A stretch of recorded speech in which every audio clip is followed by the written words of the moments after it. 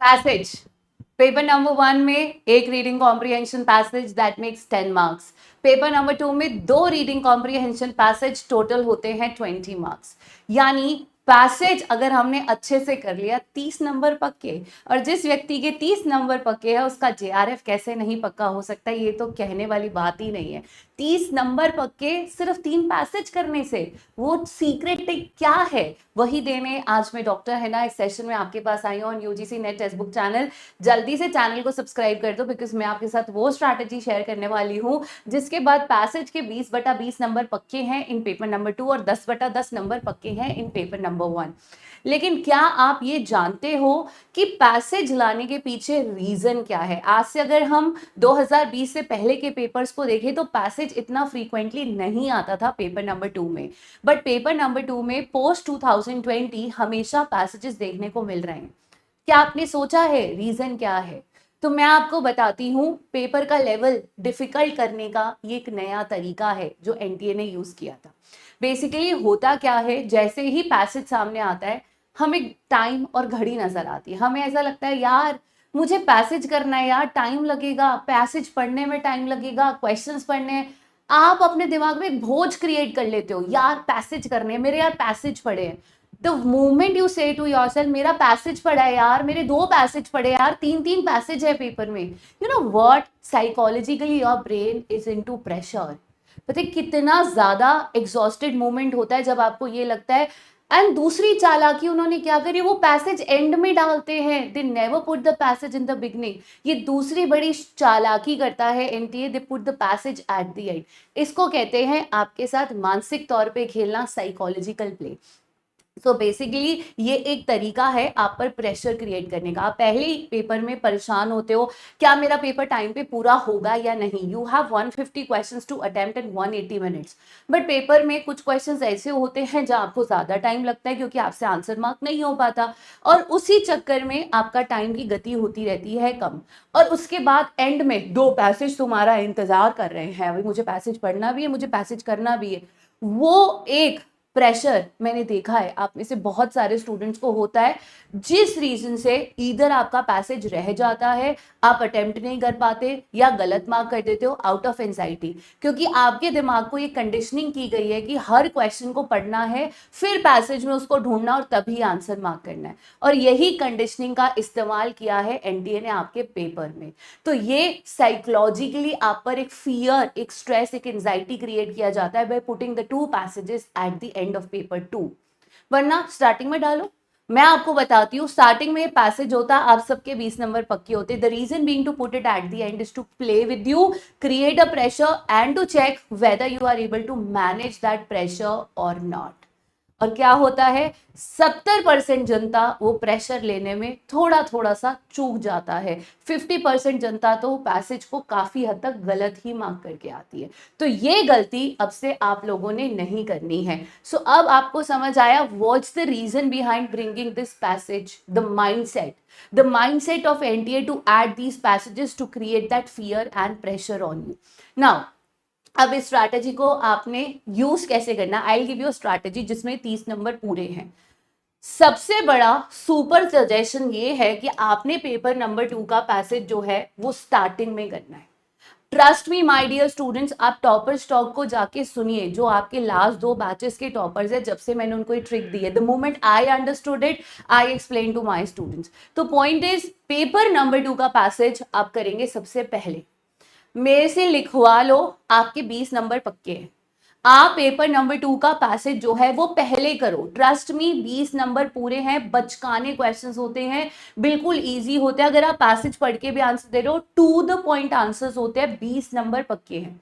Try this trick, I am telling you it is going to do amazing wonders for you. और अपने marks पर effect देखना और अपने मार्क्स में इंप्रूवमेंट देखना, और अपने मार्क्स इन इस पैसेज को करने के बाद अपने जो प्रेशर को कम होते महसूस भी करना।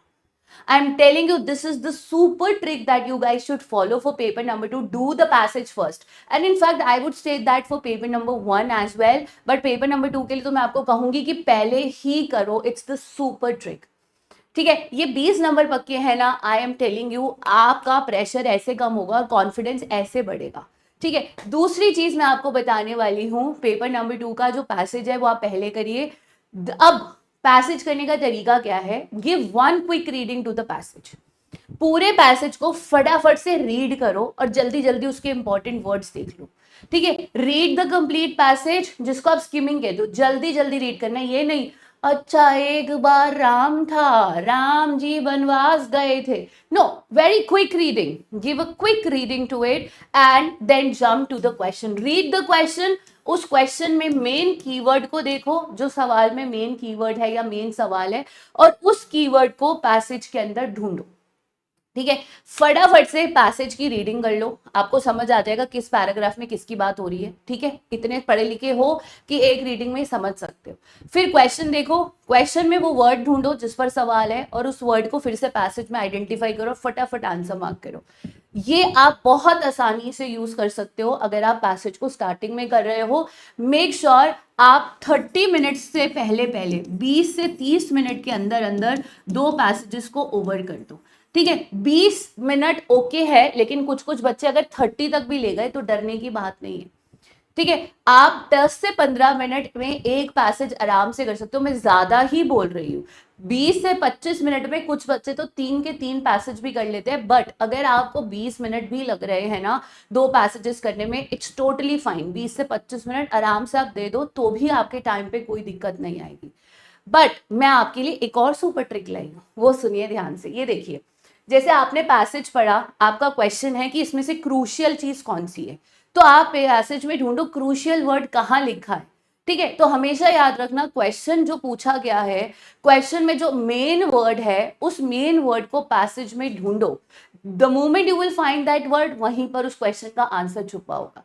बट अब सुपर ट्रिक सुन लो, वो ये है कि पेपर नंबर 2 के जो पैसेजेस होते हैं वो आपके सिलेबस से होते हैं। So this is another trick जो एनटीए यूज करता है आपको बुद्धू बनाने के लिए। आपका पेपर नंबर 2 का passage is from the 10 units. तो अगर आपको टाइम का शॉर्टेज है ना, ट्रस्ट मी, आप बिना पैसेज पढ़े क्वेश्चंस कर सकते हो। और मैं प्रूफ लेकर आई हूँ 2025 से। मैं आपको ये बात दावे से कह रही हूँ, पेपर नंबर 2 के जो पैसेजेस होते हैं वो आपके सिलेबस से होते हैं। If you are short of time, just give the reading to the question, आप उसका आंसर बिना पढ़े भी मार्क कर सकते हो। बट इस ट्रिक को आप तभी यूज कर सकते हो अगर आपसे पेपर में क्वेश्चन इज नॉट अबाउट, अगर मान लीजिए आपका क्वेश्चन जिस्ट रिलेटेड है, समरी रिलेटेड है, टाइटल रिलेटेड है, मॉरल रिलेटेड है, तब तो आपको पैसेज पढ़ना ही पड़ेगा।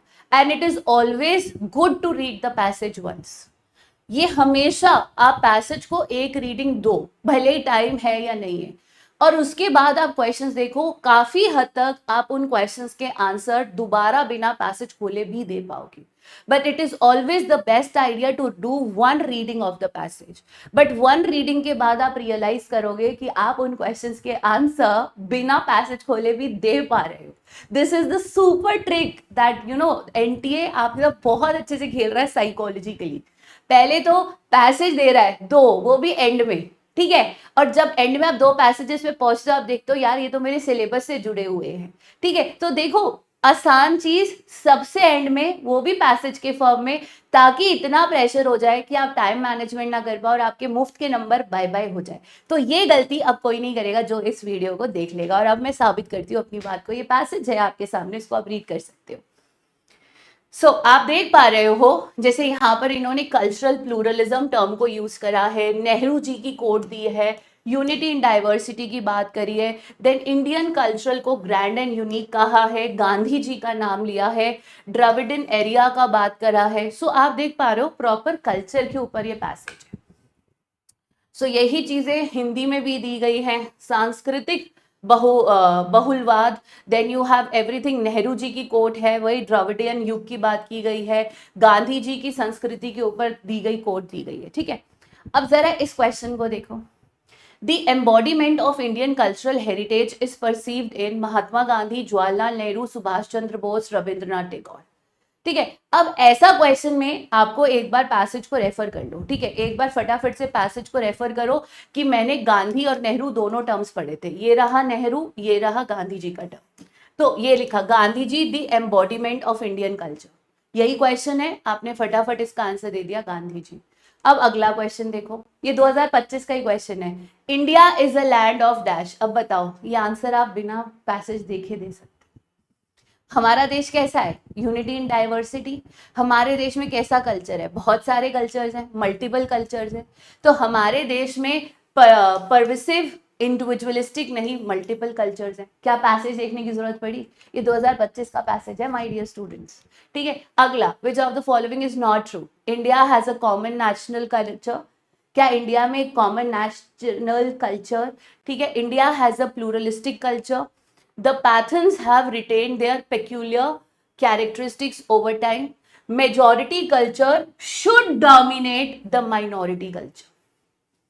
क्या ऐसा है कि मेजॉरिटी कल्चर को शुड मतलब करना ही चाहिए, माइनॉरिटी को दबाना चाहिए? क्या हमारे देश में ये कहा गया है कि मेजॉरिटी हमेशा माइनॉरिटी को दबाता है? हमारे देश में तो यूनिटी इन डाइवर्सिटी की बात की गई है, तो ये स्टेटमेंट ठीक नहीं है।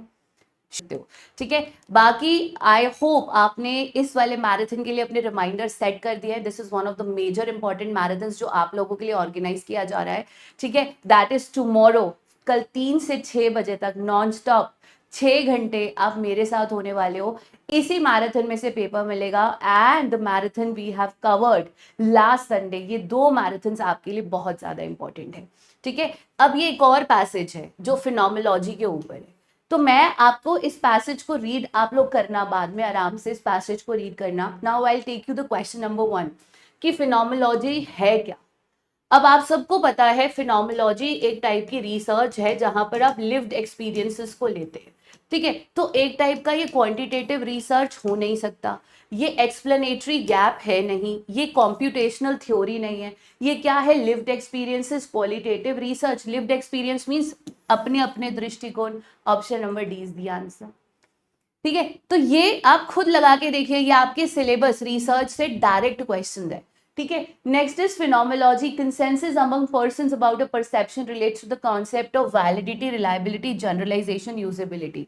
अगर आप कई लोगों की परसेप्शन को रिलेट कर पाते हो, किसी भी चीज से आप उसको जोड़ पाते हो, तो उसको आप क्या कहोगे? वैलिड।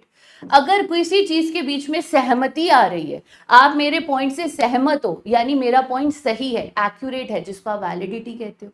ठीक है, साइंटिफिक अप्रोच क्या है? Scientific approach can never be based on personal, can never be qualitative, always use some statistics, या usually it is objective in nature.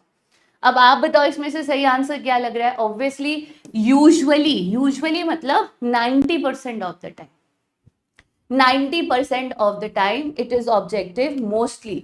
Clear? तो ये तो हम सबको मालूम है, scientific research is objective in nature. So guys, do try this trick. I am telling you, it is going to do wonders for you.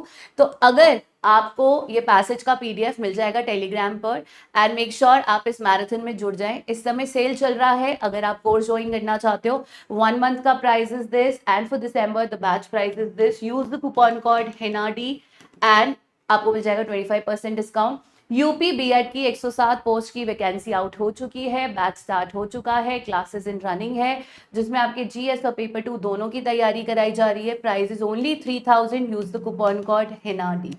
So for more such updates, keep stay tuned to the channel. Make sure आप channel पे अपनी attendance जरूर mark कर दे, and stay in touch with us guys. God bless you. Keep smiling. Take care of yourselves. Bye bye everyone. See you tomorrow. God bless you all.